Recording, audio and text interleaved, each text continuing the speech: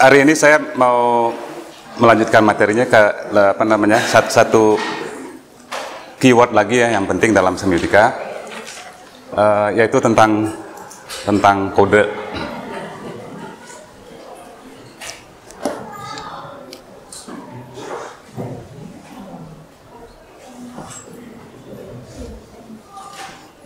Oke, istilah kode ini memang istilah yang sangat luas sekali pengertiannya ya. Dari mulai yang kita pakai sehari-hari sampai yang ini yang lebih akademik. Kalau yang sehari-hari, saya rasa kan tiap hari kan pasti mendengarlah kata kode itu kan ya. Apa yang sehari-hari itu?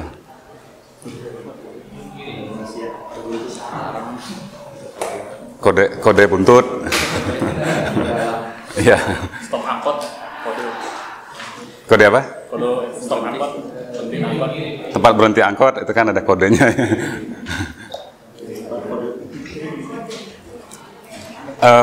Barcode ya. Ada barcode, ada kode apa namanya? Kode buntut tadi ya. Ada kode untuk memberhentikan angkot. Gimana sih memberhentikan angkot itu? Kiri. Kalau nyetop angkot ada kodenya nggak? Tunjuk. Oke. Kalau kita nyetop angkot ya, kita kan nunjuk tangan ke bawah ya. Boleh pakai tangan kiri nggak? Boleh. Pakai kaki boleh nggak? Nah, itu kita bicara ini ya. Kita bicara apa ya? Kode dalam menyetop angkot di sini. Kalau pergi ke daerah lain, misalnya seperti di Sumatera Barat itu, atau Pekanbaru gitu ya, nyetop angkot pakai tangan kiri akan dimarahin orang.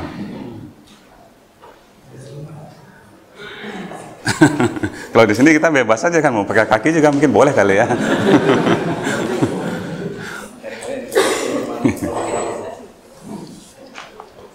Oke, jadi dari situ kita bisa melihat ya bahwa kode itu terkait dengan ini, dengan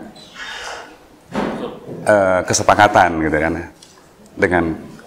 dengan apa, sesuatu yang kita sharing bersama gitu, sesuatu yang kita apa namanya lakukan secara bersama dan kita menyepakatinya. Misalnya seperti kode buntut itu, siapa sih yang sepakat? Apa yang disepakati? Buntut itu kan ya. Kalau menang 2 angka di belakang dapat 100.000. Kalau 3 angka belakang 1 juta. Nah, itu kan namanya kesepakatan.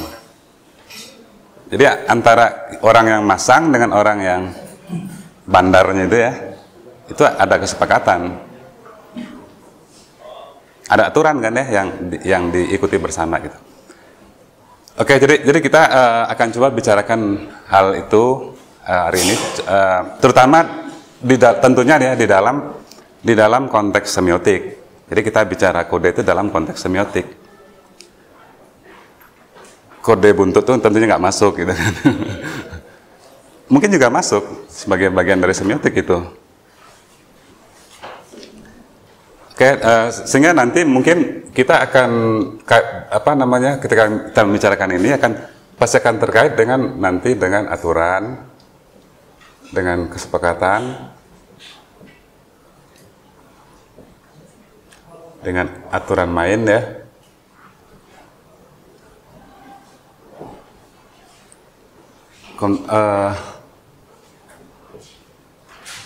Dengan konvensi. Bisa juga termasuk di sini standar ya. Standar. Itu yang akan kita coba bicarakan hari ini. Seperti biasa ya, saya mungkin mencoba melihat hal-hal yang sehari-hari lah gitu. Ini mungkin apa namanya, gambar ini atau iklan ini ya, mungkin udah sering kita lihat ini. Ketika kita bicara metafor, kita pakai ini juga ya. Ketika kita bicara, apalagi kemarin itu, struktur, kita bicara ini juga. Nah, hari ini kita membicarakan kode ya. Mungkin kita bisa coba lihat iklan ini, ada nggak aturan yang dipakai di dalam membuat iklan ini oleh desainernya. Ada nggak aturan yang dipakai di sini yang kita mungkin memahami aturan itu dengan pemahaman yang sama? Ada ya. Pertama, mungkin ada aturan fotografi. Apa kira-kira? Nah, dalam fotografi kan ada aturan pencahayaan, ada aturan close up. Aturan close up kan ada kan ya. Dan seterusnya dalam konteks fotografi. Ada nggak aturan iklan di sini? Aturan iklan mungkin terkait dengan pesan kan ya. Bagaimana supaya pesan itu terbaca, jelas, tertangkap. Ada nggak aturan estetik? Beda dengan aturan iklan kan. Kalau iklan urusannya dengan bagaimana si pesan itu sampai komunikasi berjalan dengan baik gitu. Nah, kalau estetik kan bukan itu. Kira-kira aturan estetik itu bisa kita lihat dari sisi mananya ini? Dari warna kan ya, dari komposisi, dari proporsi.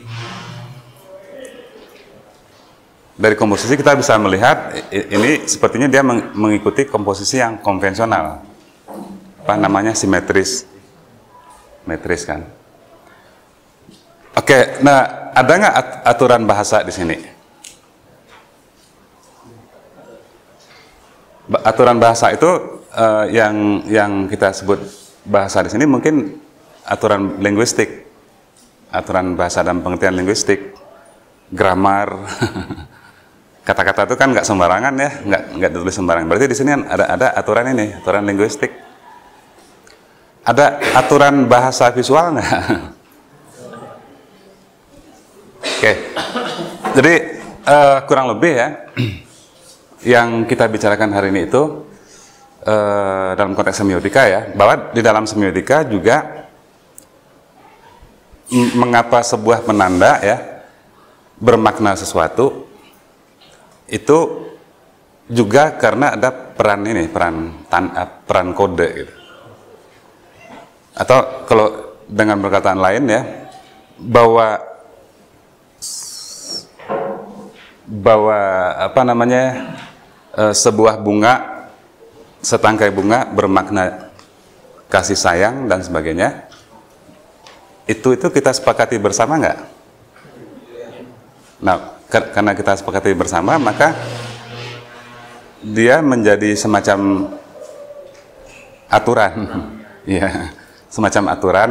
Atau kalau mau kita ini ya, ke seni yang lebih tradisional,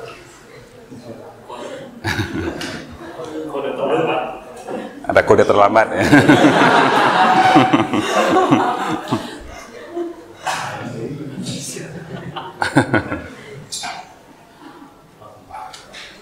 Ini terus pakem tuh gini ya.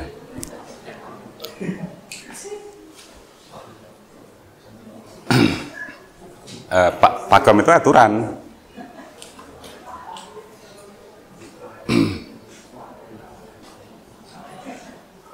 Pakem ini dalam bahasa Jawa ini ya.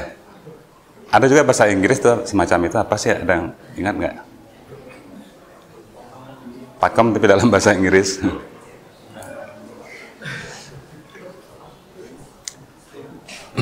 Saya lupa, nanti ini kalau saya ingat saya tuliskan ya. Oke, jadi dari sebuah gambar ini kita menemukan banyak aturan-aturan yang kita sepakati bersama. Gitu. Aturan-aturan itu yang memungkinkan apa yang disampaikan oleh iklan ini kita pahami.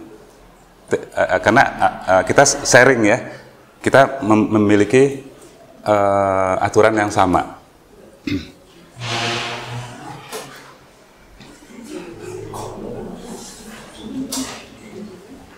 Kalau ini nggak pakai kode telat ini.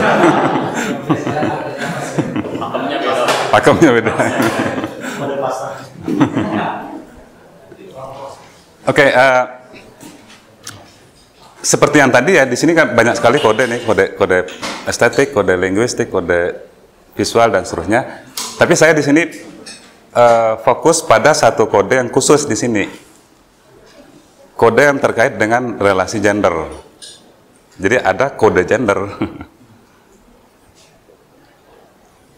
Ada aturan-aturan yang mengurusi perbedaan gender. Nah, kira-kira apa yang kita sepakati terkait dengan perbedaan gender di sini?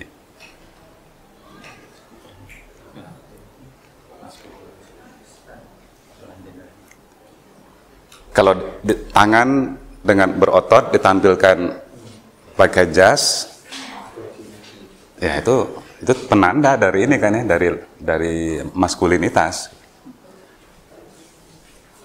Dan penanda itu penanda gender. Jadi makanya saya tampilin secara khusus karena di sini ada penanda gender. Bisa nanti kode gender. Kode maskulinitas, kode femininitas.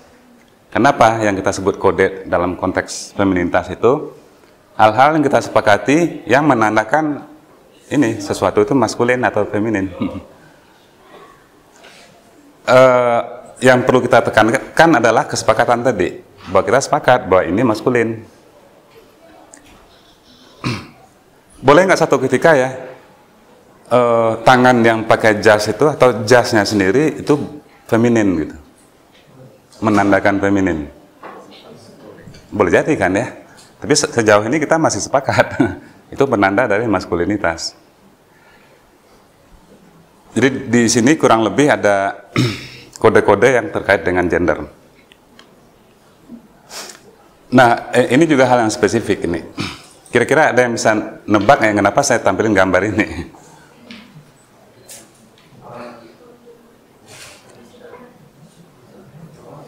Karena ada kode pakaian, terus ada kode of conduct, apa namanya ya?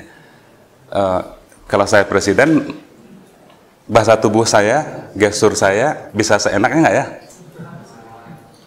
Kalau saya presiden seperti SBY gitu, bahasa tubuh saya itu ada kode-kodenya nggak?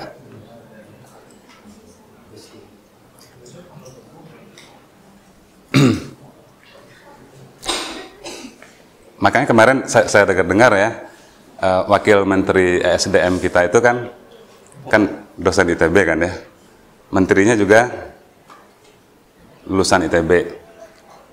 Pak Jarwacik tuh udah lama ini apa mengikuti bukan latihan John Robert Power itu, udah lama itu. Jadi dia kalau udah ada lihat wartawan dia sudah pasang senyum yang memperlihatkan dia adalah menteri itu kan ya. Iya. Iya. Senyum menteri itu. Nah, kebetulan yang wakil menteri SDM itu karena dosen di sini nggak terbiasa dengan itu, nggak terlatih. Makanya ketika di wawancara di televisi, talk show, kelabakan beliau itu. Awal-awalnya dulu ya. Nah, sekarang ternyata sepertinya ini saya menduga aja sudah dilatih. Sudah dilatih sehingga bisa sekarang bagaimana mendebat, bagaimana suara harus bagaimana kalau ketika didebat kan ya. Sekarang udah bagus sekarang. itu yang kita sebut dengan nantinya insignia code, jadi kode-kode tindakan gitu. Ketika orang belajar di John Robert Power itu orang sedang belajar kode-kode ini, bagaimana cara senyum kan. cara marah juga. Nah, coba aja SBY itu cara marahnya membuat orang ini enggak ya, merasa dimarahi enggak ya? Enggak gitu. Iya.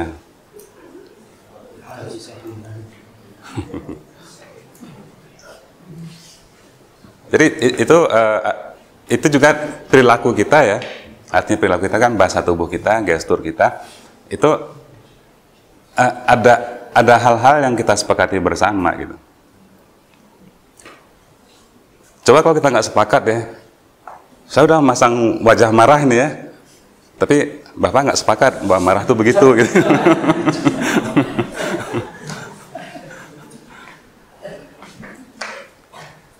Nah, berarti kan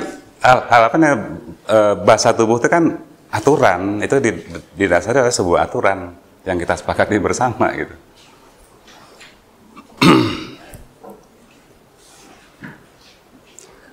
Nanti juga kalau kita mencoba melihat lebih spesifik hal-hal seperti game gitu ya, di game itu banyak sekali aturan. Kalau boleh saya katakan, nggak mungkin game berjalan kalau yang memainkan game itu nggak mengikuti aturan gitu. Ini seperti Ragnarok ini, yang saya tampilkan ini kebetulan spesifik bicara kode pakaian. Kode yang di dalam Ragnarok itu dipakai gitu ya. Jadi untuk memperlihatkan seseorang itu tukang besi, maka dia cari penanda-penanda yang menjelaskan dia tukang besi, blacksmith gitu kan ya. Nah, dia pakai terus itu penanda-penanda itu. Nah, si desainernya sedang membuat sesuatu pakai kode. Terus orang yang main mengikuti aturan yang sama nggak? Mestinya begitu kan ya. Nah, sehingga di dalam game itu juga sangat kompleks ininya, kode-kode. Sehingga kita bisa mengatakan ada kode di dalam game, ada kode iklan tadi, ada kode of conduct ya, apa namanya, gestur, kode dalam seni, jadi macam-macam kode nanti. Dari situ kita coba kontekskan ya, kode secara lebih secara lebih teoritis ya, itu terkait dengan dengan teori komunikasi, dalam pengertian bahwa kode itu dipakai dalam komunikasi.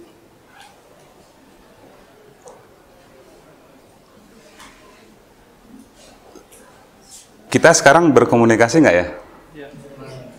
Tandanya ada komunikasi di mana nih? Tandanya kita lihat di situ kan, ada sender, saya sender kan, source gitu, ada destinasi apa tujuannya, saya kan sumbernya, tujuannya yang ada di sini. Tanda lain itu adalah ada pesan yang disampaikan melalui transmitternya udara ini kan ya. Ada pesan yang dikirim, ada pesan yang diterima. Nah, yang penting dalam komunikasi itu adalah bahwa ada kode. Contoh kalau kita contohkan yang sekarang, kalau kita anggap kuliah kita ini bentuk komunikasi ya. Saya tuh menggunakan aturan-aturan nggak? Ketika saya ngomong. Aturan-aturan bahasa tentunya ya. Terus yang mendengarkan di sini memakai aturan yang sama nggak? Bisa nggak? Saya ngomong sekarang ya kuliah, tapi yang mendengarkan di sini pakai aturan bahasa Inggris gitu. Bisa nggak begitu?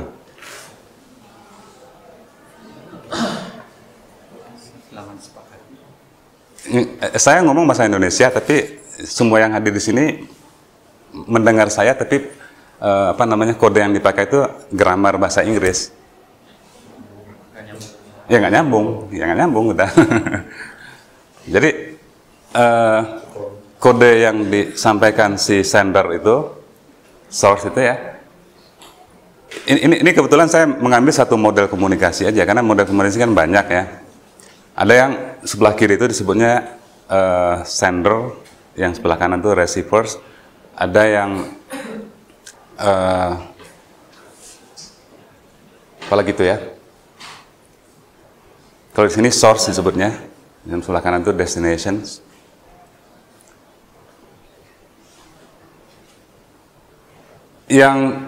Yang penting adalah kalau komunikasi berjalan, kode yang dipakai oleh yang mengirim pesan, oleh sender, dengan yang diterima oleh penerima pesan sama. Tapi selalu begitu nggak ya? Tidak selalu. Nggak selalu begitu kan ya?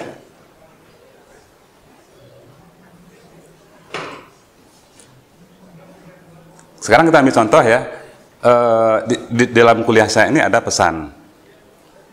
Ada sesuatu yang saya inginkan lah itu kan ya, yang ingin saya kirimkan pesan itu kan. Kalau dalam sebuah lukisan ada pesan seperti itu enggak? Lukisan mengandung pesan enggak? Nah, nanti dulu. Nanti kita akan coba bicarakan nanti ya, bahwa kita harus membedakan antara pesan dan meaning.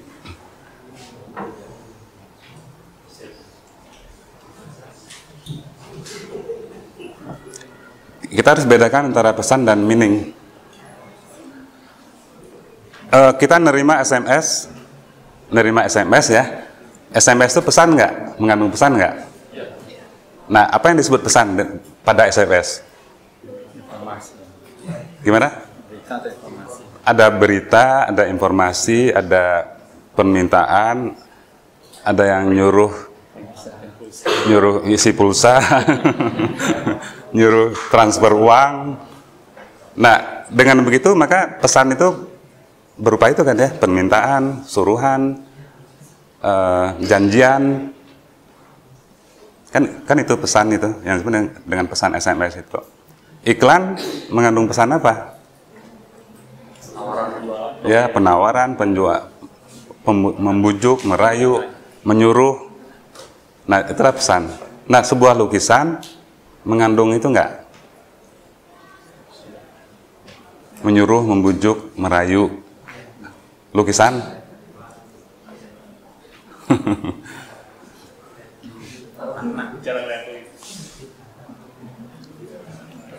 Enggak, sebagian besar lukisan memang enggak mempunyai peran itu kan, karena sebagian besar lukisan tidak mempunyai peran komunikasi. Tapi tidak seluruh lukisan tidak mempunyai peran komunikasi.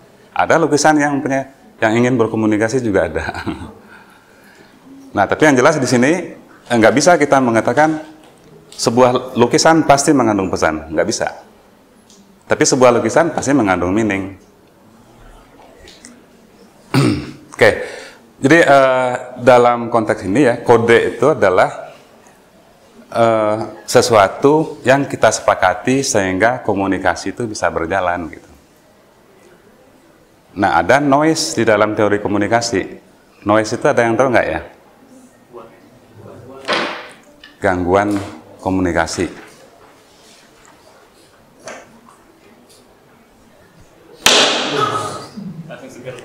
Itu gangguan komunikasi nggak?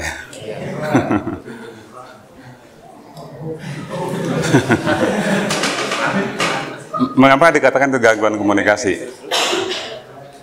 Karena komunikasi kita yang tadi berjalan baik itu sekarang diganggu oleh ini.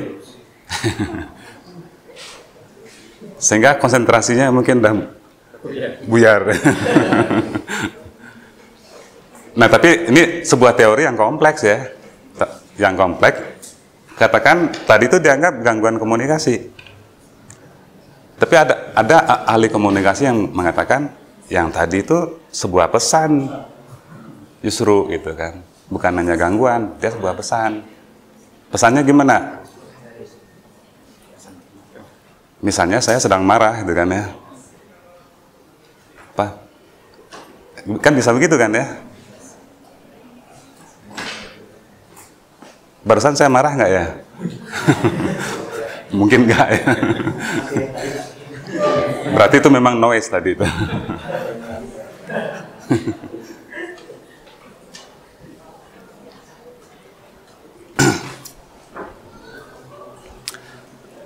Oke, jadi tadi saya mengkontekskan dulu ya bahwa kode itu terkait dengan komunikasi. Nah, dari situ kita mencoba melihat ya. Nah, ternyata memang definisi kode itu banyak sekali definisi kode. Saya di sini ngambil tiga definisi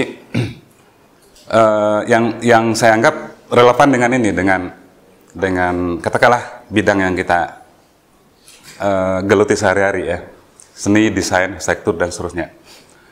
Giraud itu seorang ahli semiotika Prancis. Dia mengatakan kode adalah sistem konvensi sosial yang bersifat eksplisit. Sistem konvensi sosial itu, konvensi itu kan juga banyak definisinya ya, banyak pengertiannya. Salah satunya adalah kebiasaan. Salah satu pengertian lain adalah kesepakatan. Nah, kita anggap kesepakatan aja. Jadi, kode adalah sistem kesepakatan sosial. Kalau memang definisinya begitu, apa saja yang kita sepakati secara sosial? Kita makan, ada nggak kesepakatan sosial terkait makan? Gimana? Ya, nggak boleh pakai tangan kiri. Itu kan kesepakatan sosial tentang makan. Nggak boleh bersuara. Itu adalah kode sosial. Nggak boleh apa? Nggak boleh nggak bayar kalau di.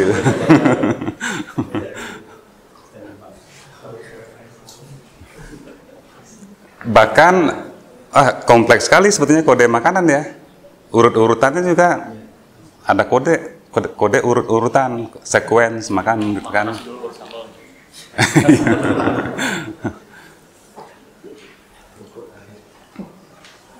Makanya kalau di barat kan ada ini kan, ada makanan pembuka, ada makanan utama, ada makanan penutup. Itu adalah kode. Nah, di kita penutupnya yang mana, pembukanya yang mana, bebas saja gitu kan. Bahkan ada kode yang terkait dengan pagi, siang, malam, breakfast, lunch, dinner. Iya, sendoknya itu kan ya, ada sendok untuk dinner, ada sendok untuk lunch, ada sendok untuk breakfast, itu kan ya. Makanan-makanan breakfast yang khusus untuk pagi, roti kan misalnya. Nah, di kita itu kan tukar-tukar itu kan, nasi goreng pagi, gitu kan. Rotinya malam. Bukan yang tukar-tukar, kita mempunyai kode sendiri yang berbeda dari barat kan. Nah, itu baru makanan ya. Jadi saya rasa begitu banyak hal-hal yang diatur seperti tadi kan, makan, minum, apalagi berjalan, belanja. Jadi saya rasa pengertian kode Giraud ini memang sangat luas. Pokoknya segala hal yang kita sepakati secara sosial itu adalah kode. Martinet ini juga Perancis nih ya, seorang Perancis juga. Kode adalah organisasi yang memungkinkan pengkombinasian pesan. Ini saya terjemahkan dari bahasa aslinya. Organisasi yang memungkinkan pengkombinasian pesan. Sepertinya agak terbalik ya. Pengorganisasian bentuk, pengorganisasian dan pengkombinasian bentuk untuk menghasilkan pesan. Nah, tapi mengapa dia mengatakan pengkombinasian pesan?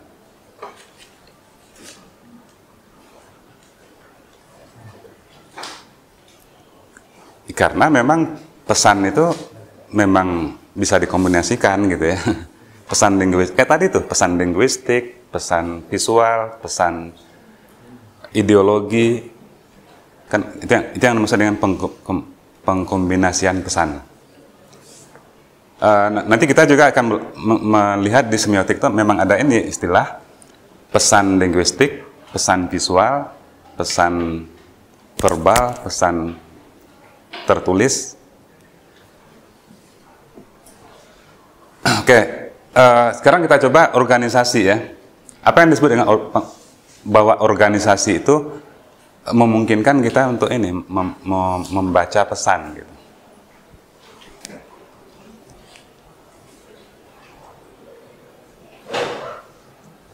Nah, kita ambil contoh yang ini ya. Ini, apa yang disebut dengan organisasi?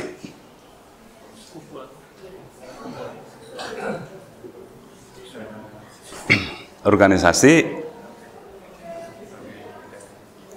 apa namanya? Cara penataan elemen-elemen kan ya, di dalam sebuah gambar.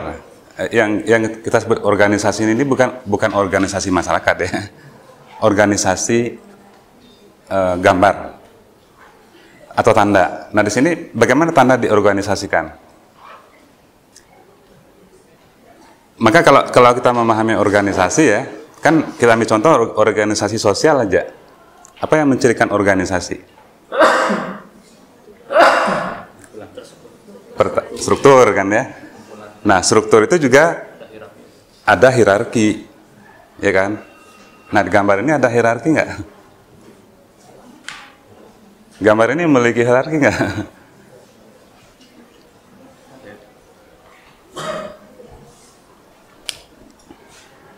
Kalau hierarki kan begini kan ya.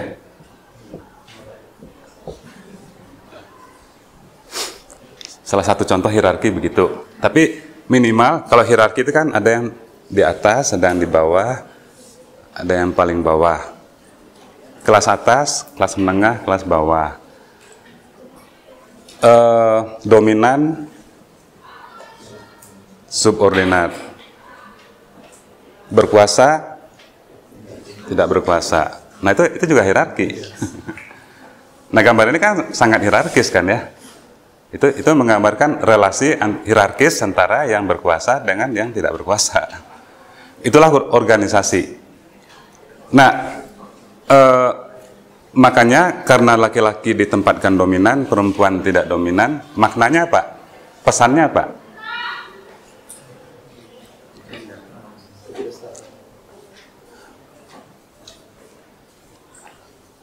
Jangan pesan lah, maknanya apa kira-kira? Konotasinya?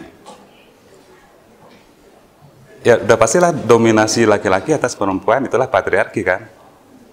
Itulah maknanya dari gambar ini. Nah, makna itu muncul karena apa? Karena hierarki si elemen-elemen penandanya dibuat hierarkis kan, sehingga muncullah apa namanya, makna tentang ketimpangan, ketidaksetaraan. Kalau hierarkinya dirubah, kan hierarki tidak mesti ini ya. Kalau dirubah bisa dibalik, bisa dibuat. Kalau kita hilangkan hierarkinya gimana? Hierarki gambar ini kita hilangkan, caranya gimana?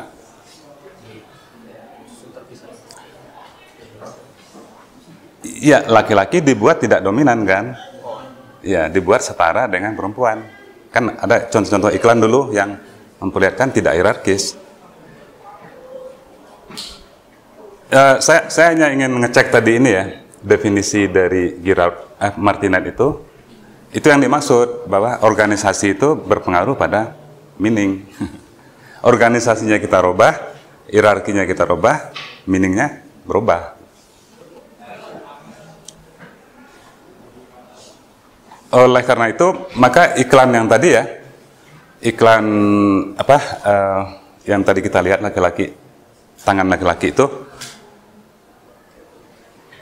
dia ada kode di baliknya gitu. Kurang lebih begitu ya. Oke, yang ketiga, Umberto Eco, ini orang Itali ini ya. Menurut Eco itu ada dua pengertian kode. Pertama, kode adalah setiap sistem simbol yang digunakan untuk merepresentasikan dan menyampaikan informasi berdasarkan kesepakatan antara resource tadi itu dan destination-nya. Itu tadi sudah kita gambarkan melalui skema yang tadi. Jadi kode adalah kesepakatan antara sender dan receiver. Tapi yang kedua, kode adalah sistem aturan yang diterima di dalam kebudayaan. Nah, sistem aturan di dalam kebudayaan itu apa saja ya?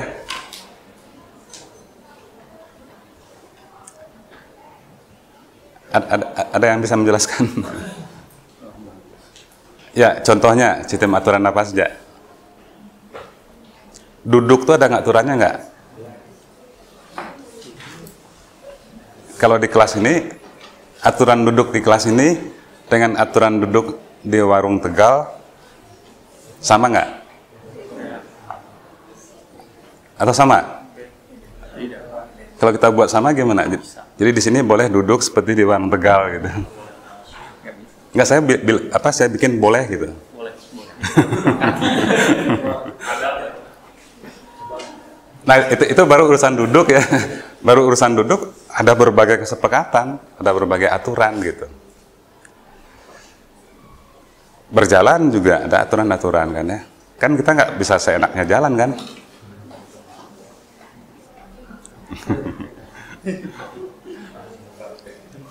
Jadi artinya apa? Definisi eko ini sangat luas. Ini sangat luas sekali nih yang keempat itu.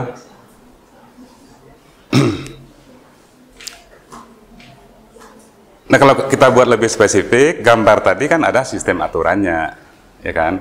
Kan itu lebih spesifik itu. Oke. Kita ambil satu contoh ya. Ini gambar anak-anak umur berapa ya? 3 atau 4 tahun ini. Gambar anak-anak. Si anak ini membuat gambar ini pakai aturan nggak?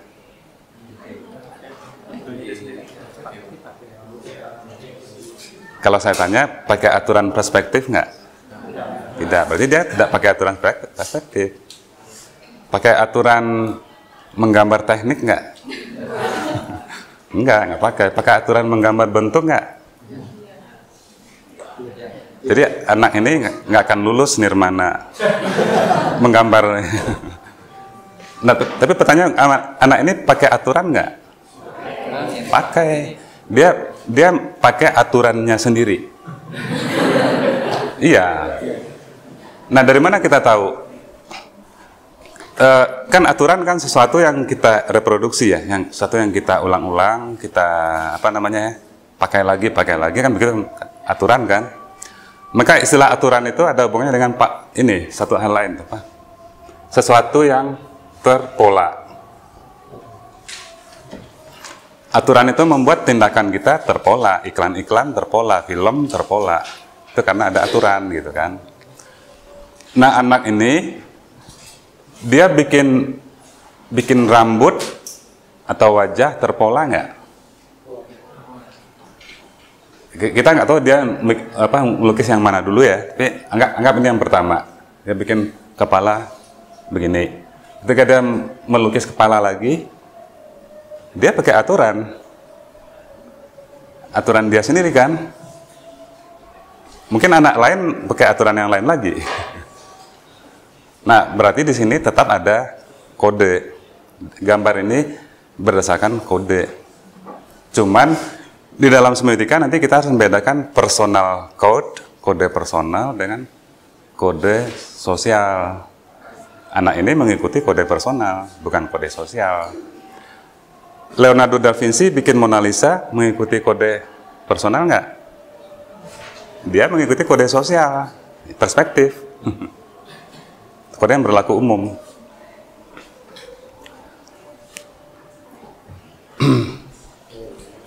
Di sini juga ada aturan-aturan ya, kode-kode. Ya, tadi udah kita coba tadi ada kode gestur, ada kode pakaian, ada kode body language.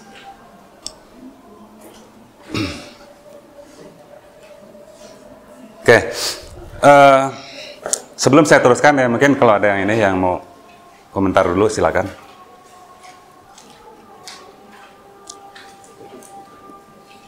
Ada yang mau komentar, bertanya? Ya.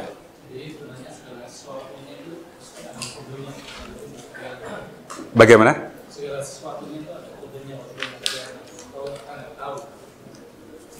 Oke, segala sesuatu itu ada kodenya ya. Nah, sekarang kode itu kan tadi ada istilah ya, explicit, implicit. Nah, kalau kode itu eksplisit, berarti kode itu dimanifestasikan bisa melalui aturan tertulis, bisa melalui prasasti, bisa melalui macam-macam ya. Itu artinya kode itu eksplisit. Aturan itu eksplisit. Misalnya di depan itu ada tidak boleh menginjak rumput ya. Terus ada apa namanya?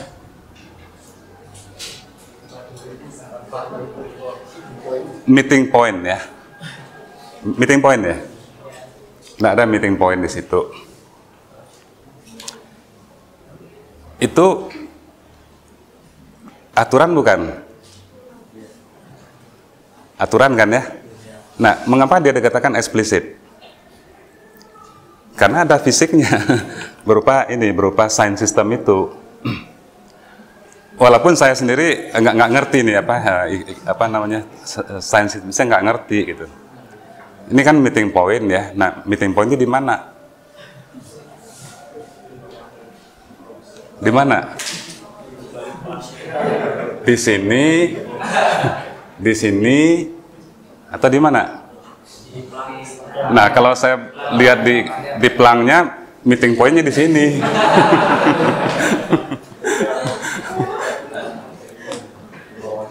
Jadi kadang-kadang dalam penggunaan kode itu kadang-kadang salah ini ya. Salah, ya kodenya salah gitu kan. Ini kan dia berharap kita sepakat dengan apa yang dia maksud. Kalau saya memahaminya meeting point itu di papannya itu. Jadi meeting point buat siapa itu?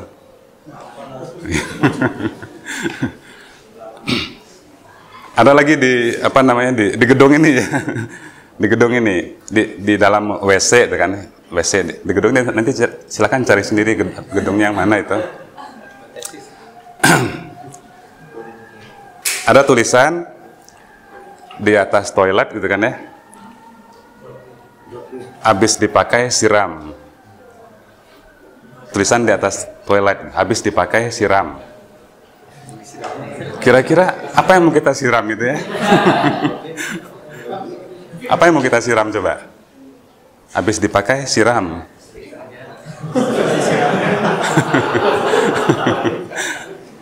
Nah, saya pakai sabun di situ kan, cuci tangan saya harus disiram sabunnya itu. Tapi kita kan sepakat ya, yang dia maksud itu adalah si toiletnya. Itu implisit. Bukan implisit. Jadi antara yang eksplisit dengan implisit itu nggak nyambung sebetulnya.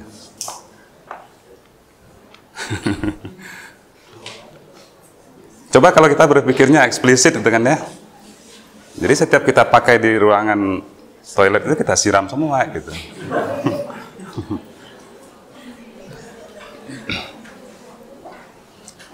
Oke, jadi itu yang tadi apa namanya? Memang ada kode itu yang eksplisit, ada yang implisit. Kalau implisit artinya apa? Nggak kita tulis pun kita sama-sama memahami hal yang sama gitu.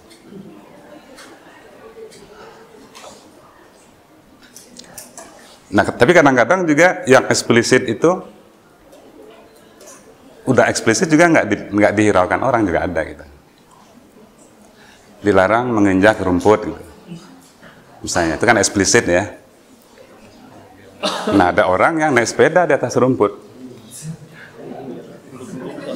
Duduk-duduk. Itu kan bukan nggak menginjak rumput kan. Jadi memang ini ya, banyak hal-hal yang ini, yang diatur, cuman tadi tuh, yang penting adalah kesepakatan antara yang bikin aturan dengan yang menjalankan aturan. Itu dulu gitu. Jadi saya rasa pertanyaan tadi seperti itu gitu. Ada lagi ya? Pak, tadi mengenai persoalan Itu apakah mungkin akan terjadi yang jadi sosial menjadi personal, yang tadinya personal menjadi sosial?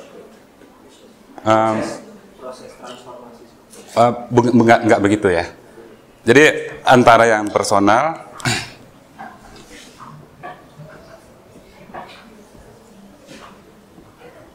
dengan yang sosial mungkin prosesnya seperti ini. Jadi panahnya ke sini. Kode itu kadang-kadang personal dulu gitu. Lama-lama ada banyak orang yang sharing kan ya. Nah lama-lama dia menjadi kode sosial. Mungkin dulu ada satu orang yang menemukan prinsip perspektif, ya kan? Nggak tahu siapa, saya juga nggak tahu itu. Siapa? Blue Neresi ya. Nah lama-lama banyak yang sharing kan ya, percaya, mengikuti. Lama-lama itu menjadi kode sosial, kode kultural lah di dalam seni. Tapi nggak bisa sebaliknya, nggak bisa dibalik gitu. Bahwa kode sosial menjadi personal itu bisa dibalik adalah ada seseorang yang menafsirkan kode sosial dengan caranya sendiri. Itu boleh. Berarti apa dia menolak kode sosial, apa namanya, menggunakan kode sosial dengan caranya sendiri, itu boleh, bisa. Oke, saya mungkin teruskan dulu ya. Ini Pak. Oke, kita coba lihat sekarang. Kalau tadi kan definisinya ya, ternyata kode itu juga definisinya macam-macam, jenisnya juga macam-macam gitu. Luar biasa banyak ya. Oleh karena terlalu banyak, maka kita coba klasifikasikan berdasarkan beberapa cara klasifikasi. Saya di sini coba ini ya mengikuti yang tadi Giraud ini. Pierre Giraud mengatakan ya, kode itu ada yang disebut dengan kode logik. Kode logik itu kode yang kesepakatan kita itu dasarnya adalah logika. Kita sepakat dasarnya logika gitu. Dan dia harus definite itu pasti.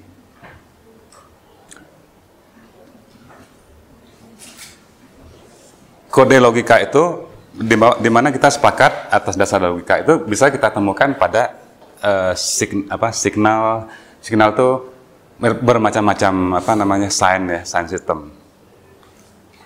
Sinyal kereta api. Kalau di kapal itu namanya apa ya? Aduh, saya lupa. Ada namanya itu khusus untuk kapal ya. Sinyal kereta api, kompas, terus kemudian itu yang kanan tuh mercusuar ya. Mercusuar.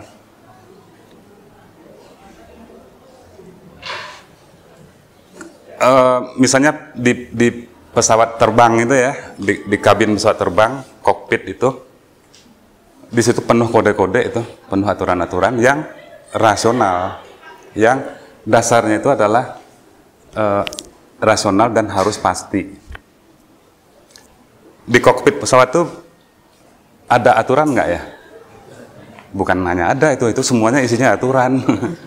Dan aturan itu harus presisi, tepat, nggak boleh ditawar-tawar gitu kan. Misalnya kalau landing gitu ya, katakanlah saya ngarang-ngarang aja nih ya, nekan apa namanya itu, tuas itu kemiringannya 0,07, harus 0,07 landing, baru landing. Nah orang Indonesia kan dasarnya kan tukang tawar kan ya, boleh nggak ditawar 0,007 gitu. Dalam konteks landing gitu kan ya, nggak bisa kan ya, pasti jatuh pesawatnya gitu kan ya. Nah kalau orang Indonesia kan kalau kita pergi ke bengkel itu kan ya, karburator rusak itu kan ya, wah itu penawarannya bisa macam-macam itu kan. bisa karburator diikat benang,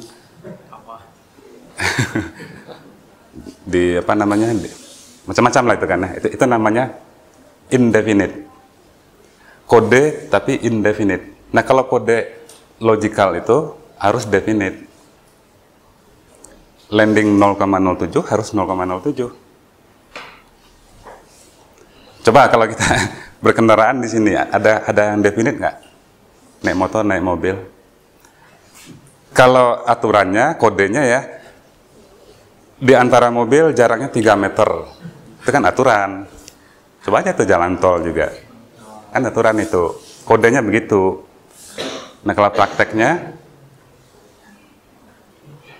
di antara mobil tuh bisa hanya 2 mili. Ya kan? Motor nyelip mobil bisa hanya 2 mili. Kalau antri bus kota di Jakarta ya, bukan 3 meter di terminal itu agar bus di depan itu maju, bus belakang tuh dorong gitu, didorong gitu. Nah itu artinya kode logik di sini banyak tidak berlaku gitu. Kode logik yang nggak berlaku. Padahal kode logik itu ini dia harus pasti. Termasuk juga kode logik itu aturan-aturan di dalam istilah itu aturan-aturan epistemologi ya. Dalam matematik, dalam kimia, aturan-aturan kimia gitu kan. Makanya di dalam matematik itu ada aturan nggak ya? Mengapa 2 tambah 2 4? Begitulah aturannya. Gitu. Iya. Dasarnya kode, namanya mathematical code, kode matematik. Nggak pernah kode yang nggak pernah bisa kita tawar-tawar gitu. Ya kan? 2 tambah 2 boleh nggak 4,5 gitu. Itu boleh kalau yang sedang memakai kode matematik ini adalah seniman. Bikin lukisan, bikin karya seni, itu boleh dia tawar. Tapi kalau sesama matematik, nggak bisa kan ya. Nah, begitulah kode sosial ya. Kode logik. Termasuk juga, banyak sekali nih kode logik ini, timbangan. Nah, di kita timbangan itu definite nggak ya? Hampir definite ya. Oke. Kata Girard itu juga ada, selain dari kode logik, ada kode sosial. Kode sosial itu artinya aturan-aturan yang terkait dengan interaksi sosial ya.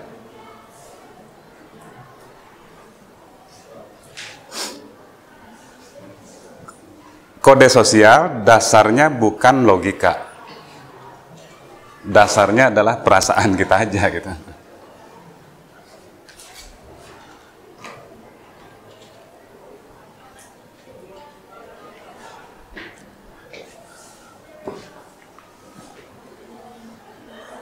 Contoh kode sosial ini banyak sekali jenisnya ya. Salah satu contohnya yang disebut dengan insignia itu.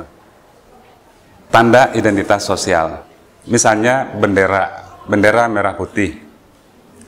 Bendera merah putih itu sebagai aturan ya, dia itu harus presisi, harus tepat. Harus begitu nggak ya? Seperti kokpit pesawat tadi. Enggak tuh. Bendera kita merah putih. Saya di rumah bendera saya itu mungkin udah agak keoren-orenan gitu kan. Udah begitu lamanya gitu kan. Saya pasang, nggak ada yang marah kok itu.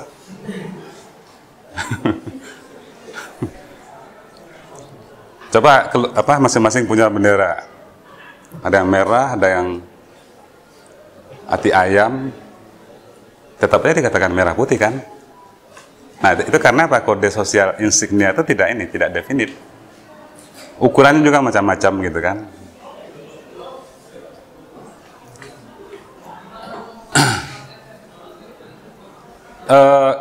Termasuk juga seragam sekolah gitu kan ya. Tato itu sebetulnya juga awalnya adalah penanda sosial itu, tato itu. Nggak tahu kalau sekarang.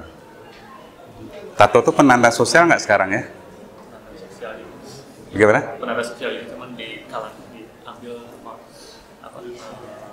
kalangan geng atau yang gaya hidup, sekarang jadi gaya hidup. Sekarang udah jadi gaya hidup kan ya? Fungsi penanda sosialnya mungkin udah berkurang. Sekarang bukan lagi orang-orang punk, orang-orang ini kan sekarang pemain bola, orang-orang anak muda udah pakai. Berarti dia udah kehilangan ini, kehilangan insignia code-nya. Kalau dulu ya, justru tato itu kan katakanlah perempuan dulu zaman primitif itu pakai tato di perutnya, itu untuk penanda bahwa saya sudah nikah, gitu. Penanda. Ada juga tanda kode dalam kesopanan. Tadi udah kita berikan contoh ya. Cara duduk, cara berdiri, itu disebutnya kode protokol.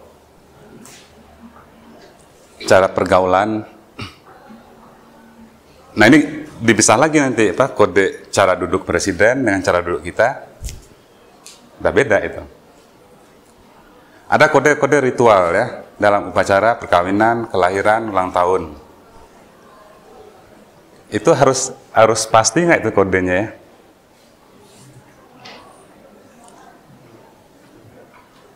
Misalnya dalam hal perkawinan gitu. Apa nama itu? Yang dari daun kelapa itu? Janur itu harus ada nggak? Harus kan ya? Kalau nggak ada gimana? Orang tidak tahu. Orang nggak datang ya. Atau saya buatnya bukan dari pohon kelapa, daun kelapa, dari kertas misalnya gitu.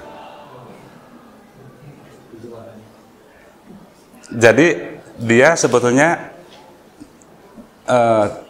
harus ada, cuman bisa ditawar-tawar karena ukurannya, bentuknya dan sebagainya gitu. Jadi kode sosial itu tidak pernah ada yang ini, yang seperti matematik.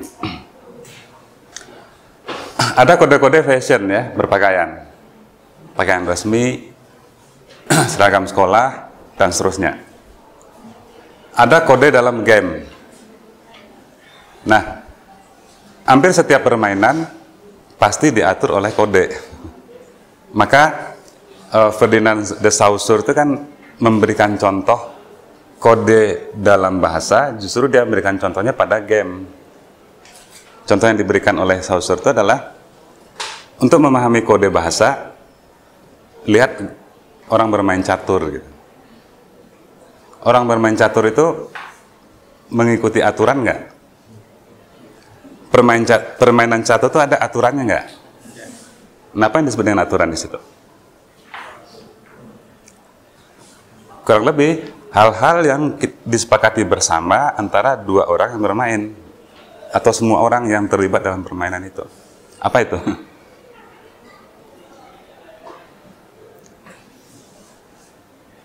Ada aturan gerakan, ada aturan pemenang, ada aturan apalagi itu? Ya remis kan ya. Nah itu semua aturan. Aturan gerakan misalnya kuda L. Nah, itu kan aturan ya. Boleh nggak kita main catur tanpa menggunakan aturan catur yang ada?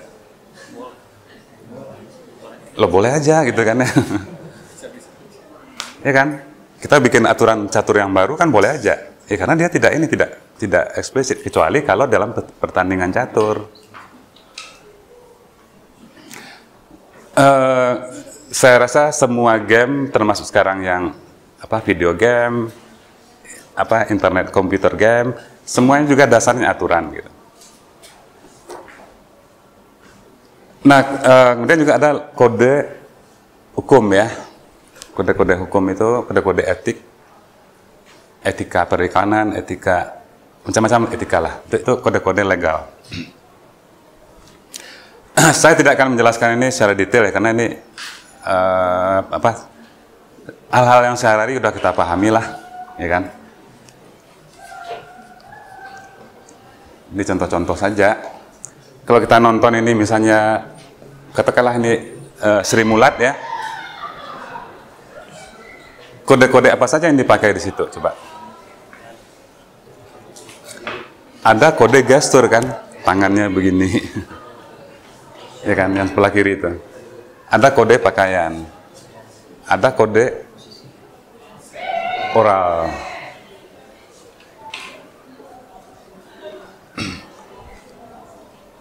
Jadi saya rasa kode sosial tuh apa namanya, bisa kita temukan sehari-hari lah. Nah, yang agak sulit ya, mungkin juga memahaminya, adalah kode estetik.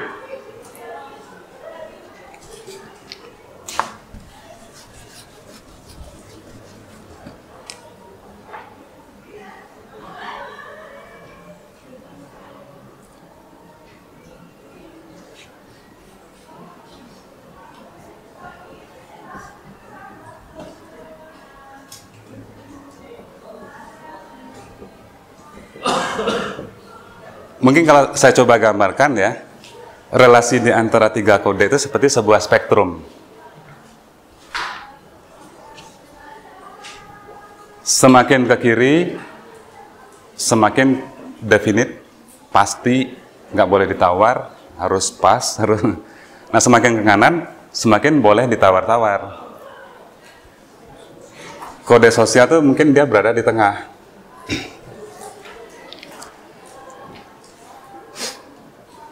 Kode estetik, mengapa dia ditaruh paling kanan? Karena dia apa ya, yang lebih bisa menjadi kode personal gitu ya, yang tadi ditanyakan tadi itu. Kalau kode sosial agak susah menjadi kode personal.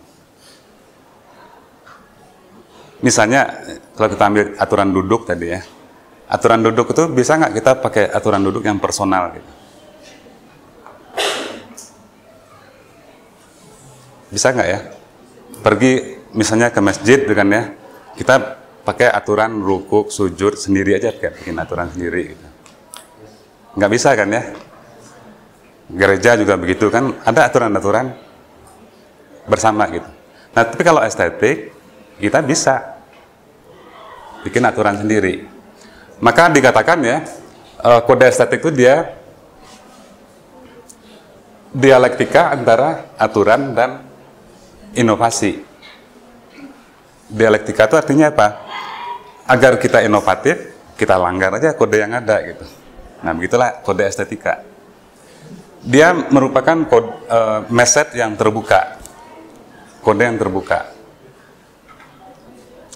yang memungkinkan menghasilkan kode estetik yang baru, yang disebut dengan overcoding. Jadi di dalam kode estetik ada memungkinkan kita mempunyai satu jenis kode yang disebut dengan overcoding, atau disebut juga ideolek.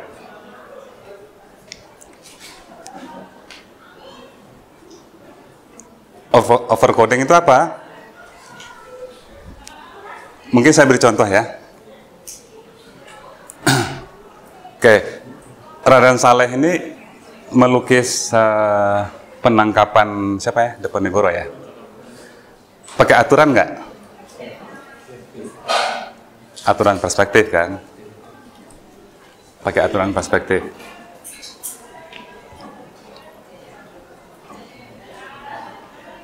Ini saya maju dulu sebentar ya. Mona Lisa pakai aturan perspektif. Siapa yang nomor 2 tuh? Picasso menolak aturan perspektif. Jadi kalau kita gambarkan,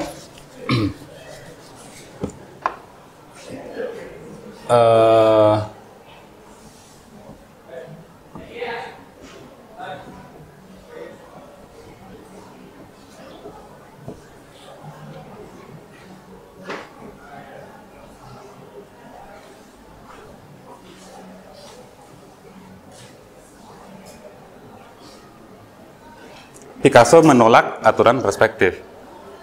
Nah, dia pakai aturan apa?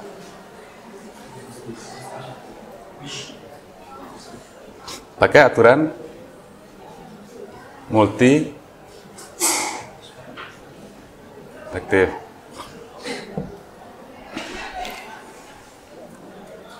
Multi perspektif itu aturan baru atau aturan yang lama?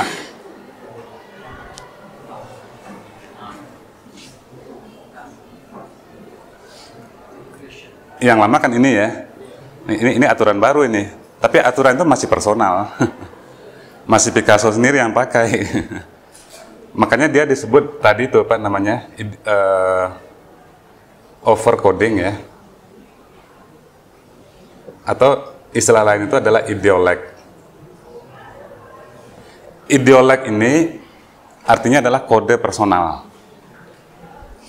Kalau kita Indonesia kan kode personal, personal code, ideolek ini.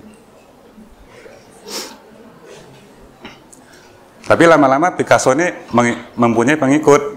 Banyak orang yang melukis juga, kubis juga ya.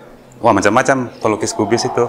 Nah, ideolek ini segera berubah menjadi kode mapan seperti perspektif. Nah, datang yang sebelah kanan itu siapa ya? Sebelah kanan ya? Siapa? Jackson Pollock ya. Dia menentang perspektif, menentang multi perspektif. Dia pakai kode apa? Apakah dia melukis tanpa aturan? Enggak, dia melukis pakai aturan yang disebut dengan aturan abstrak.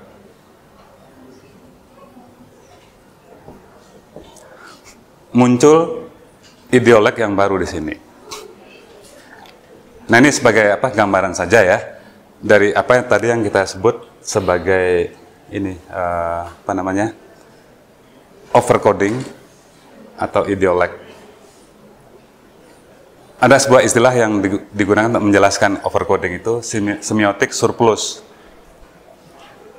Maksudnya surplus itu adalah kita menemukan makna-makna baru gitu ya.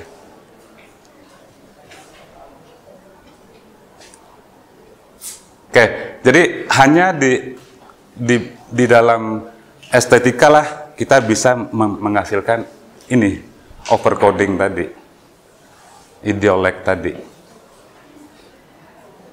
Bisa nggak kita menghasilkan kode personal atau menerapkan kode personal di kokpit pesawat tadi?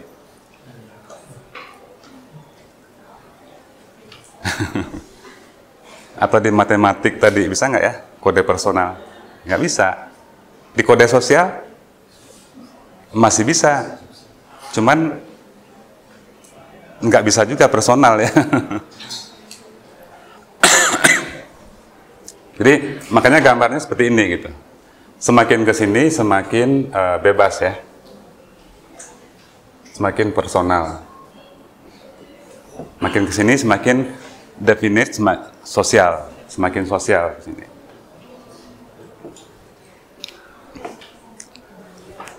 Oke, kembali pada ini tadi ya. Ini kan contoh dari kode perspektif yang dipakai. Oke, kalau kita ambil contoh ini dunia perwayangan ini, di dalam dunia perwayangan itu ada kode-kode nggak? Ada yang paham wayang nggak di sini ya? Siapa yang paham wayang di sini? Ada nggak kode yang mengatur gestur? Contohnya gestur untuk orang jahat, matanya besar, hidungnya juga gede, itu kan? Nah, semakin kesatria, matanya semakin kecil, menunduk, hidungnya malah mancung. Nah itu, jadi ada rumit sekali kode-kode di dalam perwayangan ini ya. Kemudian datang Asep Sunandar Sunaria. Nah dia membuat overcoding nggak ya? Asep itu membuat overcoding nggak? Asep itu membuat overcoding dalam hal tertentu gitu. Karena dia melanggar kode-kode yang ada. Oke, ini Salvador Dali. Kode apa yang dipakai di sini?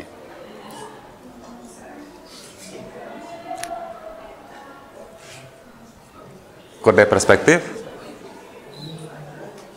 Bukan. Kode multiperspektif? Bukan. Kode abstrak juga bukan. Ternyata surrealis itu juga mengembangkan kode sendiri. Karena kalau kita lihat di sini ya, kalau kita menggunakan cara menggambar perspektif, pastilah mengikuti hukum fisika perspektif itu. Ya kan? Pohon makin jauh makin kecil, orang makin jauh makin kecil. Nah kalau di surrealis tidak begitu. Jadi surrealis mengembangkan kodenya sendiri.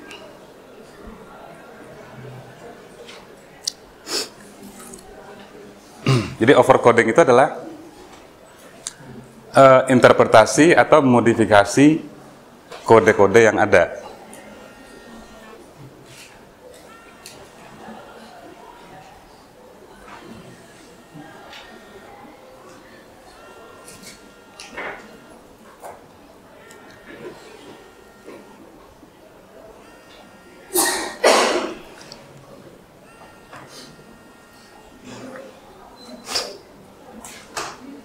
Melalui penciptaan kode-kode yang baru.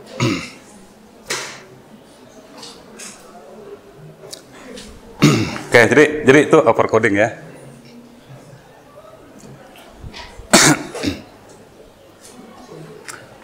Oke, nah saya sekarang coba menjelaskan ya. Kalau tadi kan klasifikasi kode dari Pierre Girard tadi. Ada 3 kelompok kode logik, kode sosial, kode estetik. Yang gambarnya kurang lebih begini. Nah, Roland Barthes ini mengklasifikasikan kode dengan cara yang berbeda ya. Jadi agak berbeda dengan yang ini. Silakan nanti lihat bukunya ya. Judul bukunya SZ. Judul bukunya SZ.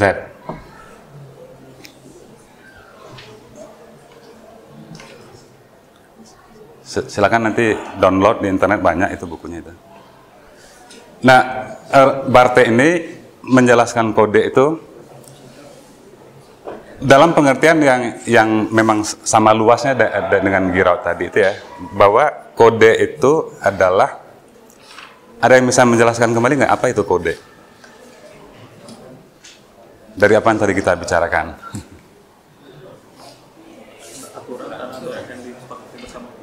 Tata aturan yang dipakai bisa personal dan bisa juga bersifat sosial kan ya. Semiotika lebih concern pada tata aturan yang bersifat sosial. Semiotika struktural, sorry ini ya. Tapi semiotika yang non struktural seperti semiotika post struktural concern juga dengan aturan-aturan yang personal. Nah, kita kan kebetulan yang kita pelajari di sini adalah yang struktural, sehingga concernnya adalah pada aturan-aturan sosial. Ya. Jadi bukan berarti bahwa semiotika itu hanya kode sosial aja ya. Poststrukturalis itu dia concern ke hal-hal yang personal malah. Tapi sekarang kita coba yang ini. Kita coba cara mengklasifikasikan kode dengan cara yang lain. Mengapa lain? Karena Roland Barthes ini menemukan 5 kode ini ya. Ini sangat terkenal nih, the 5 codes dari Roland Barthes ini. Dia menemukan 5 kode itu ini ya.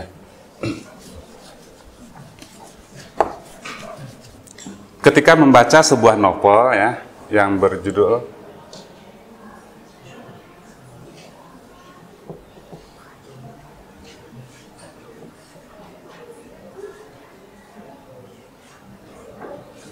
Ini seorang penulis Prancis, nulis novel namanya Saracen. Nah, Roland Barthes itu baca novel itu. Di novel itu dia menemukan 5 kode. Ini cara kerja Barthes ini menarik ini ya. Menarik sekali. Novel itu diakronik atau sinkronik? Novel diakronik seperti film kan? Kalau diakronik berarti kita memahami apa itu?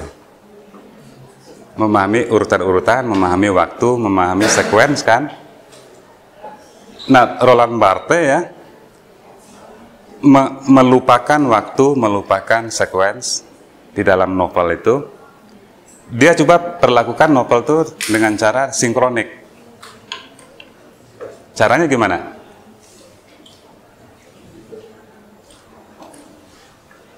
Ya, dia ambil beberapa frame ya. Kalau di film, kalau di dalam novel itu dia ambil beberapa peristiwa di dalam novel itu, dia kumpulkan, dia susun ulang. Kalau tidak salah saya pernah mungkin di kuliahnya Pak Acep ya ada tema strukturalisme, ya kan? Ini garis waktu, kita ambil beberapa peristiwa di dalam waktu itu, kemudian kita tata ulang.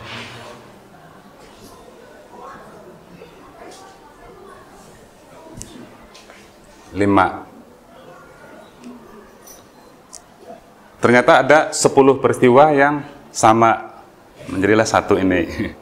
Ada 5 peristiwa yang tipikalnya 2. Begitulah seterusnya ya.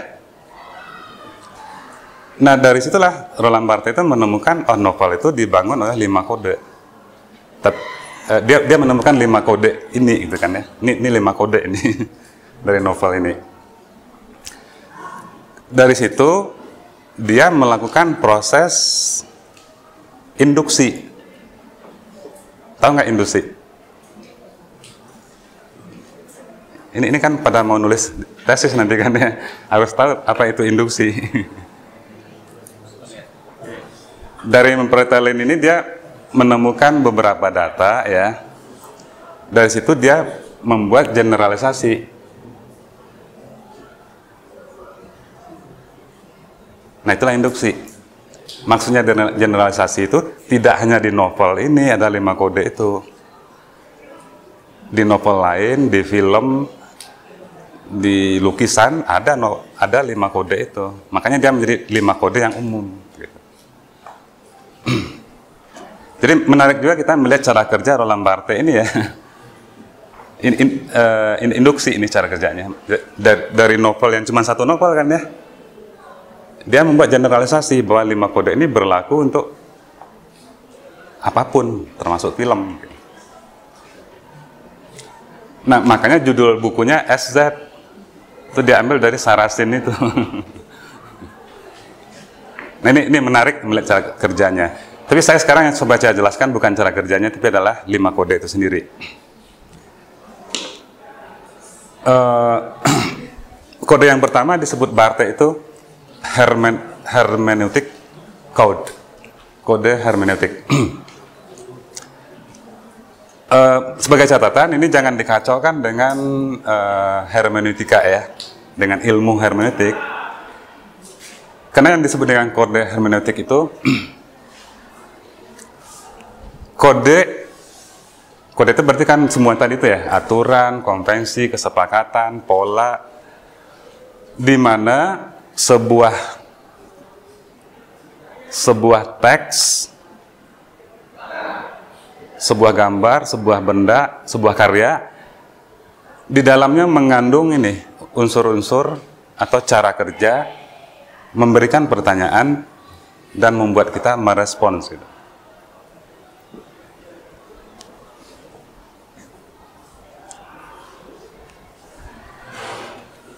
Jadi apapun lah, mau dia novel, mau dia film, mau dia iklan di koran, di televisi ya. Pernah nggak sebuah iklan di koran gitu ya, tampil 1 halaman besar, isinya apa coba? isinya cuma tanda tanya. Di Kompas pernah satu lembar gede itu isinya cuma tanda tanya. Nah itulah yang disebut dengan si iklan itu memberi kita pertanyaan, atau disebut juga ya memberi kita enigma. Enigma itu kurang lebih tanda tanya. Enigma tanda tanya, teka-teki. Nah begitulah cara kerja di iklan tadi, mungkin juga di film. Kalau di novel ya, yang disebut dengan enigma itu, misalnya di novel itu di awal sudah dikatakan ada terjadi pembunuhan. Kemudian enigmanya Pak, siapa pembunuhnya?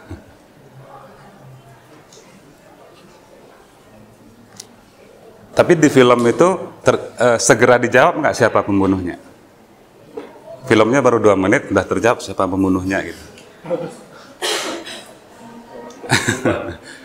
Bubar bioskop kan ya. Nah cenderung di film gimana? Di delay, ada suspense ya. Di suspense itu jawabannya di delay sampai nanti di akhir film. Nah, menarik ini apa? Contoh hermeneutic code ini ya. Kalau ada yang pernah baca novel Umberto Eco apa? The Name of the Rose. Filmnya juga ada kan ya? Ada pembunuhan di sebuah kastil.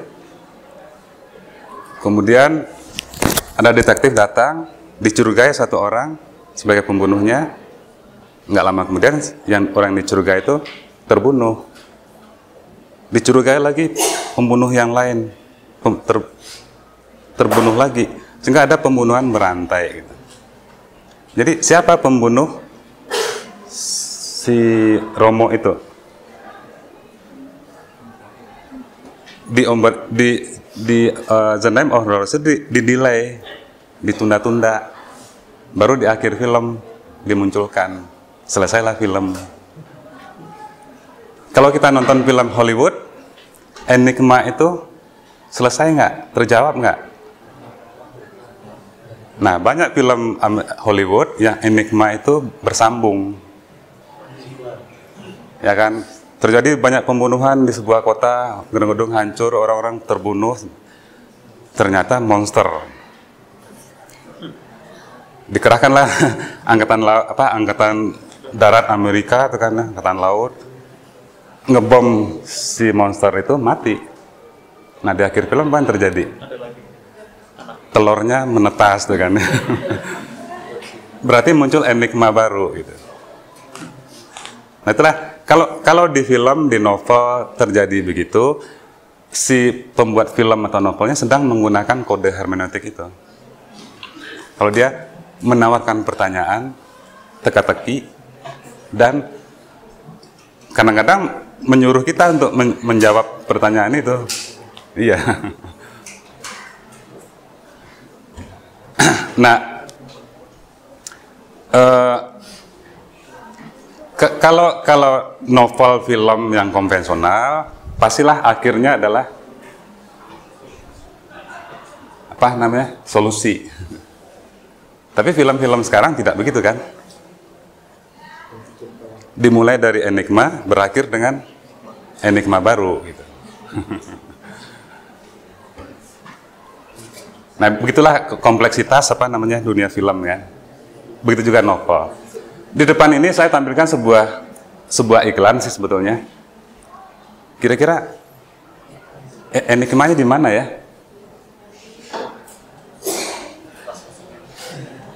Ini seperti lembar buku ya, di sini ada seperti apa serangga kecil gitu kan. Nah, apa kira-kira teka-tekinya? Minimal ya, ini apa gitu kan ya. Nah, kita sudah diharapkan dengan tanda tanya, sudah begitu gitu.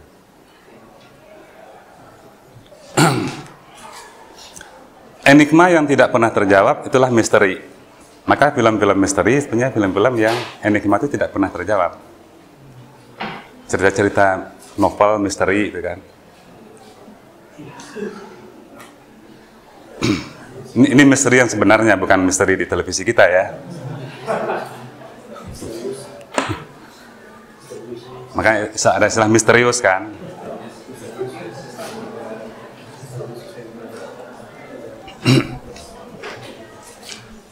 Oke,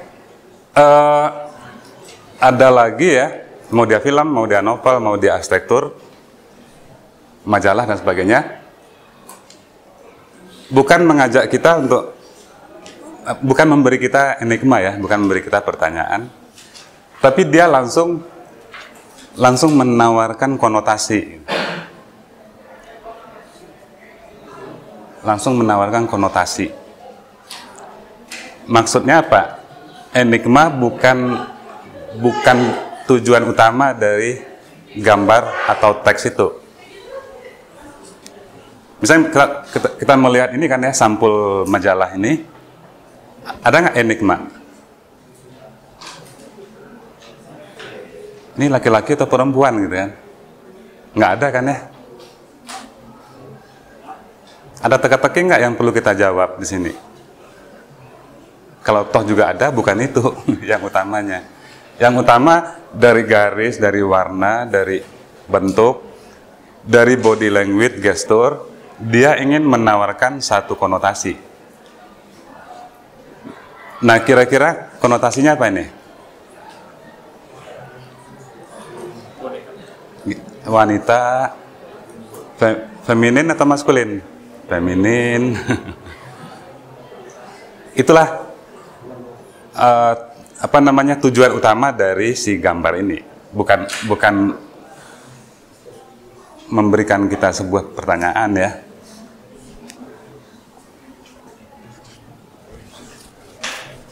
Oke. Ini juga ada di sini. Kode ini ada di judul novel Balzac itu. Saracen itu konotasinya apa? Ya kita nggak tahu. Karena ini novelnya di Perancis. Kalau di Perancis, nama-nama yang seperti itu konotasinya feminin. Nah, saya agak geser dikit ya. Kalau kita nonton film atau baca novel, judulnya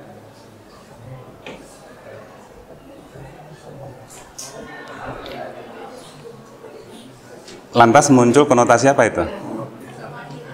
Pasti wanita, pasti pahlawan, pasti tentang ibu-ibu, gitu kan ya. Nah itu yang maksud dengan konotasi.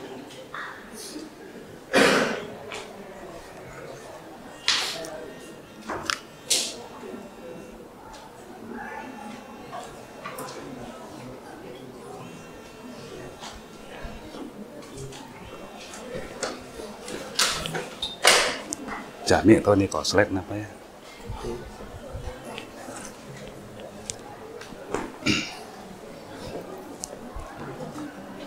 Oke, jadi kode semantik itu mengarahkan kita pada sebuah konotasi, sebuah ideologi juga, mungkin juga mitos nanti ya.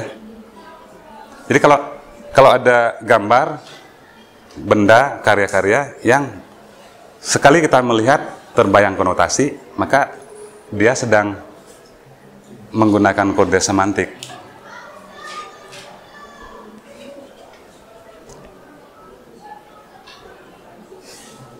Oke, ada satu kode lain ya, yang ini menurut saya yang paling abstrak, yang paling susah dipahami ini. Disebutnya kode antitetik gitu ya.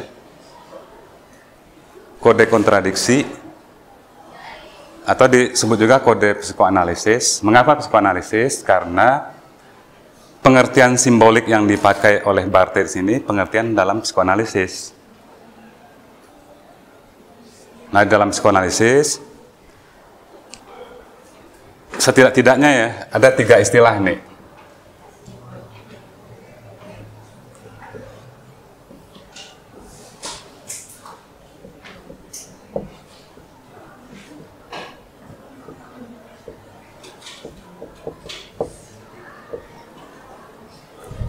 Ada 3 konsep, the real, the imaginaire, dan the symbolic.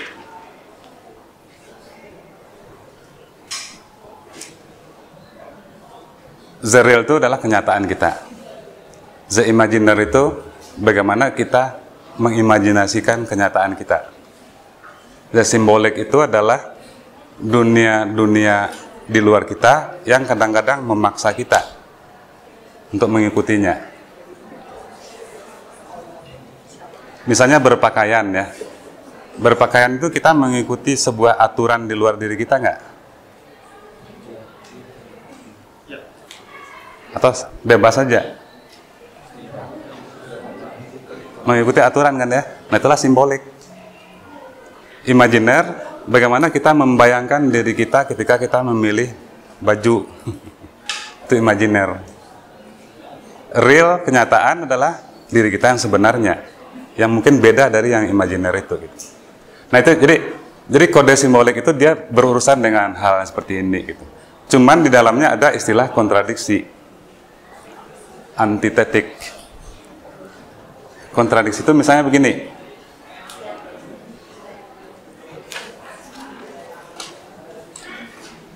Saya dilihat masyarakat sebagai laki-laki. Padahal sebetulnya saya banci gitu. Nah, apa yang muncul? Ya, kontradiksi kan ya, antitetik. Jadi ke masyarakat saya harus memperlihatkan diri saya laki-laki, tapi di dalam diri saya muncul selalu ini apa namanya, keinginan untuk menampilkan kebancian tadi gitu. Nah maka muncullah ini kan gestur body language seperti itu, ya kan? Pakaiannya laki-laki, rambutnya laki-laki itu kan ya, postur tubuhnya laki-laki, tapi posenya gimana tuh? Posenya feminin.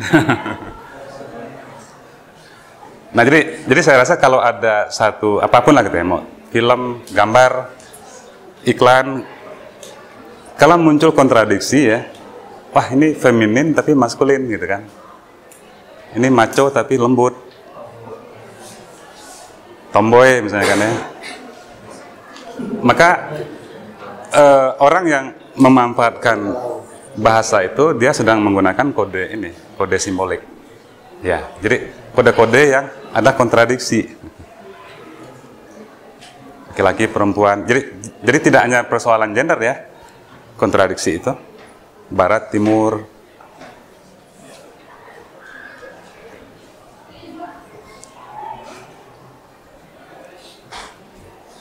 Untuk memperlihatkan baratnya, rambutnya dipirangin. Tapi kulitnya nggak bisa diputihin gitu kan. Nah kan banyak pemain-main bola itu kan ya. Kontradiktif. Oke.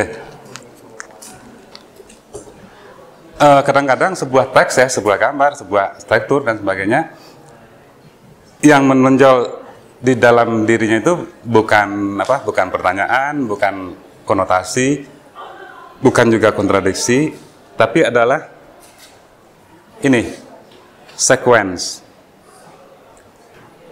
Banyak sekali gambar yang sekuensial ya. Contoh gambar yang sekuensial apa itu? Yang berurutan. Ya komik. Komik sudah pastilah menggunakan proeretic code. Tapi karena kode proeretic ini kode yang luas, dia tidak hanya ada di komik ya. Dia seperti di sini nih relief Candi Borobudur ini sebetulnya walaupun satu relief ya, dia berisikan sekuens peristiwa. Siddharthanya mempersiapkan panah, sedang memanah, anak panahnya melesat, anak panah kemudian menembus 7 pohon kehidupan itu. Itu sebuah sequence. Nah, berarti di sini ada kode kode sekuensial ya. Tapi kode ini juga ada yang abstrak, yaitu karena prohierarki itu asalnya dari prohieresis. Prohieresis itu kemampuan kita ya untuk memprediksikan hasil atau efek dari sebuah peristiwa. Dengan perkataan lain, kita bisa memprediksikan sebuah peristiwa berdasarkan sebuah peristiwa yang sebelumnya. Sehingga di film seringkali dipakai kode prohieretik ini yang dalam pengertian abstrak tadi. Mungkin saya pernah berikan contoh dalam konteks yang lain ya. Misalnya dalam sebuah film di syuting, seorang anak dibangunin ibunya, suruh mandi, suruh gosok gigi, makan pagi, pakai pakaian seragam. Itu sequence bukan? Sequence kan ya. Kemudian setelah makan disuruh naik mobil jemputan. Sequence berikutnya. Dari situ kita bisa memprediksi nggak? Kira-kira shot berikutnya apa? Nyampe di sekolah, gitu kan? Nah, itu karena kita mempunyai kemampuan prohieresis, kemampuan untuk melihat peristiwa di depan berdasarkan urutan-urutan peristiwa yang sebelumnya. Tapi ya, mesti selalu begitu nggak urutannya? Bisa nggak satu ketika kita melihat sekuens yang tadi, anak bangun sampai tadi naik angkot, naik mobil jemputan, nggak taunya berikutnya di klub malam gitu kan? Bisa nggak gitu? Di dalam film bisa gitu kan ya? Dengan pengertian si pembuat film masih memakai kode prohieretik, cuman dengan cara ini, memodifikasi narasi. Urutan-urutan dia tidak dia buat linear. Kalau tadi bangun, naik mobil angkutan sampai sekolah itu linear. Tiba-tiba ke klub malam itu tidak linear. Tapi dia tetap pakai kode prohieretik. Nah, kode prohieretik ini apapun yang di situ memerlukan urutan-urutan. Kita mau pakai laptop gitu ya. Di laptop itu ada kode sekuensial nggak? Jadi yang pertama kali harus kita lakukan apa? Gimana Pak? Langsung nyalain? Yang pertama buka dulu kan. Pasang kabelnya dulu. Colokin ke listrik, kemudian tekan on kan ya. Nah, itu kan sequence.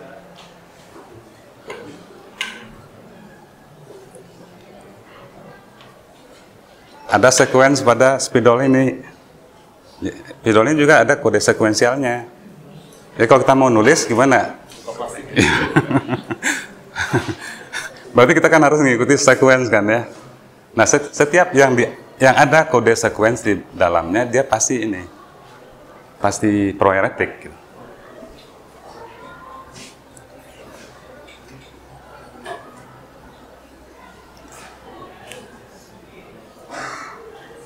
Oke, komik ya udah pastilah. Komik itu pasti sekuensial nggak? Pasti. Mesti berurutan nggak? 1, 2, 3, 4, 5, 6.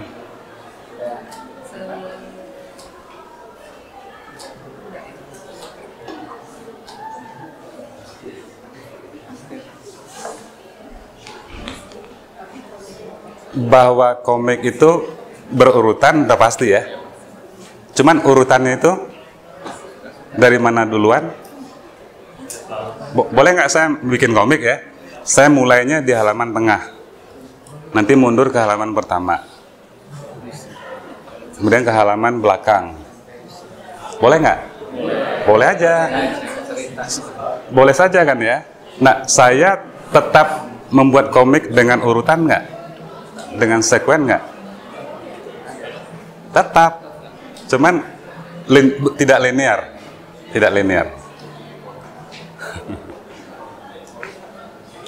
Nah, dengan demikian kan ada kode proeretik yang linear, ada yang non linear, ada yang diakronik. Kalau diakronik gimana? Kalau diakronik, film mengikuti urutan-urutan waktu yang linear. Boleh nggak film non diakronik?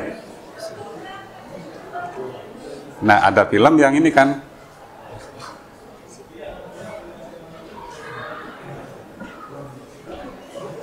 ada sinkronik, hadir bersama, diakronik, berurutan menurut sekuen secara linear. Tapi ada juga anakronik. Anakronik itu urutan waktunya dikacau-kacaukan gitu. Misalnya dinosaurus itu film-film Jurassic Park itu diakronik bukan? Bukan itu. Orang dinosaurusnya hidupnya berjuta-juta tahun yang lalu berdampingan dengan kita itu kan ya. Nah, itu anakronik.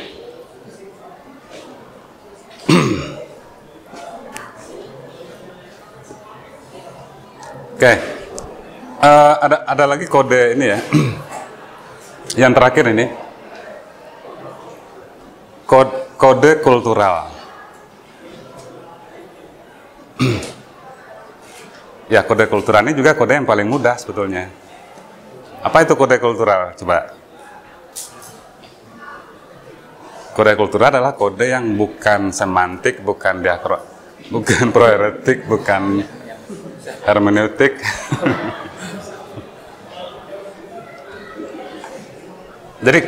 Jadi kode kultural itu dia tidak memberi teka-teki, tidak memberikan konotasi ya. Bukan juga kontradiksi, tidak juga sekuensial, tapi yang lebih menonjol itu adalah apa ya? Wisdom itu apa bahasa Indonesianya ya?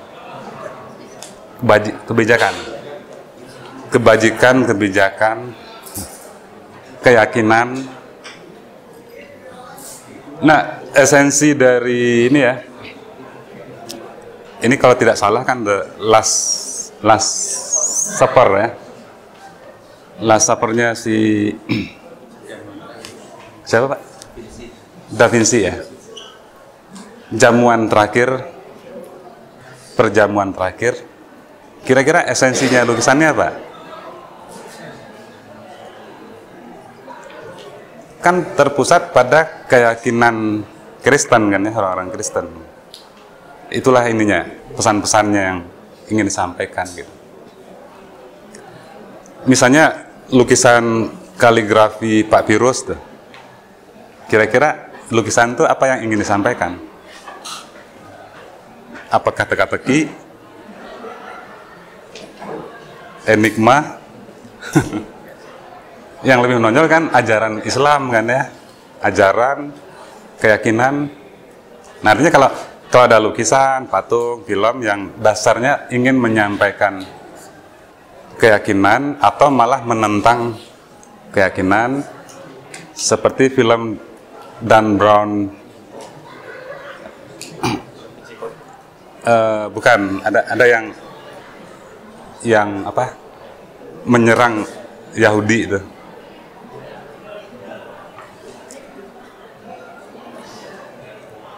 The Secret Code ya, tidak salah ya. Nah, dia menyerang habis-habisan keyakinan Yahudi, si Dan Brown itu. Nah, dia sedang menggunakan cultural code. Oke, jadi saya rasa ini lima kode dari Barthes ini seperti juga dikatakan Barthes, bisa dipakai untuk menganalisis apapun, mau film, mau fashion, mau iklan atau game.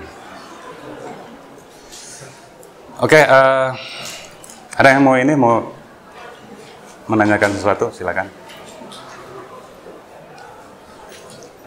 Ya, silakan. dengan paradigma. Maksudnya yang ini ya, yang ini. Memunculkan paradigma saja, memunculkan paradigma baru suatu pilihan kajian paradigma tentang bahasa. Oh, oke. Munculkan juga kode baru, munculkan paradigma baru. Itu kaitannya Oke. Oke, jadi ada kode ya, terus ada paradigma kan ya. Kalau kode kan aturan-aturan, kesepakatan, konvensi. Paradigma kan kalau di Indonesia kan sering disebut dengan model,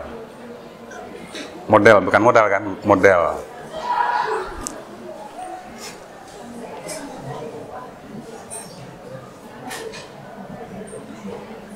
Nah, yang disebut model ini pada dasarnya adalah model dalam berpikir, model dalam bertindak, model dalam berkarya, dalam berekspresi. Itulah paradigma. Ya. Nah, sehingga gini ya, ketika katakanlah seni rupa ini, seni rupa, desain, mungkin juga ilmu sosial, pernah kita meneliti seni, tapi harus pakai matematik, gitu. Harus pakai statistik. Artinya apa? Kita memakai paradigma matematik untuk meneliti seni. Nah, di dalam ilmu sosial ya, banyak ilmuwan sosial yang menentang paradigma matematik itu.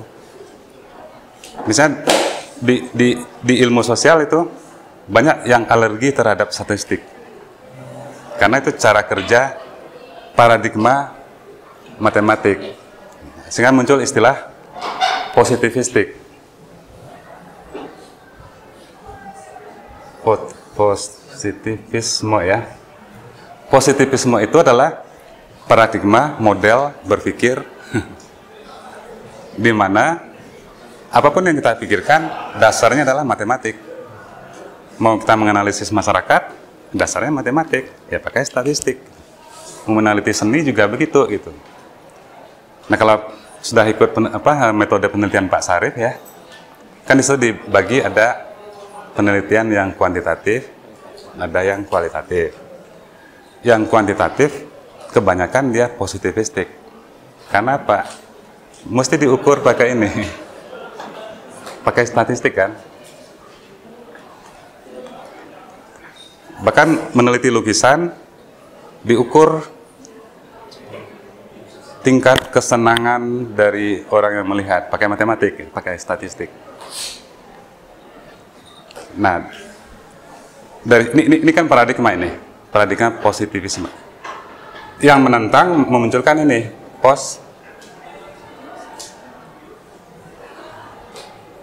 positivisme ini menolak matematik. Muncullah penelitian yang kualitatif. Oke, jadi paradigma itu sebenarnya kan ini ya, cara berpikir. Apa kaitannya dengan kode? Di dalam paradigma itu ada kode-kodenya. Apa kode di dalam positivisme? Kode-kode matematik. Nah, seperti itu gitu. Jadi kalau dikaitkan dengan paradigma begitu gitu ya. Nah, di dalam seni sendiri, desain itu ada paradigmanya nggak? Kita mendesain gitu ya, kita mengikuti sebuah paradigma nggak? Kalau kita mendesain, kita mengikuti paradigma orang seni, maka kita mendesain secara bebas. Kalau kita mengikuti paradigma orang matematik, kita harus meneliti secara terukur. Boleh nggak kita mendesain kokpit pesawat pakai paradigma seni? Berbahaya. Tapi kalau kita mendesain sepatu, boleh kita pakai paradigma seni. Tapi harus ada juga paradigma matematiknya, ergonomi kan. Nah itu saya kira begitu.